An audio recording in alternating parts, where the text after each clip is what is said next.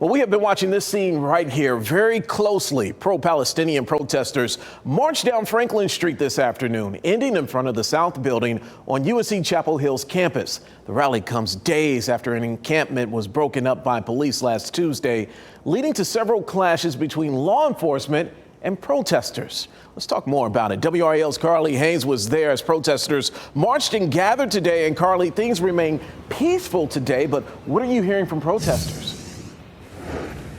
Well, Julian, there was a lot of reflecting on what happened earlier this week. This march today, it ended right here at the quad. You can see some signs were left behind. But people here protested what happened in this same area on Tuesday when UNC's interim chancellor brought in police to arrest and detain protesters after they replaced the American flag with a Palestinian one.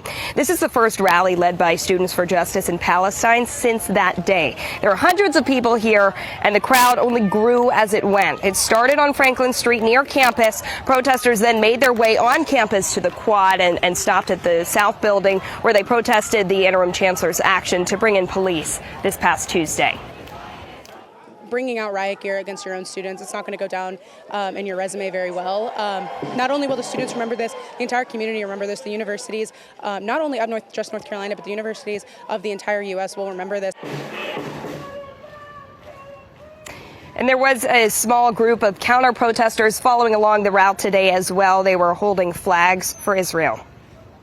It's tough to see so many dejected Jewish students feeling like they have no other outlets to go because the sheer quantities of pro-Palestinian, anti-Israel protesters are just so high and the number of us is just so low. And Chapel Hill police did block off some of the side streets as the march was going along. They have confirmed that there were no arrests today. Julian. Carly Haynes reporting live for us in Chapel Hill tonight, keeping tabs on everything happening there. Thank you, Carly.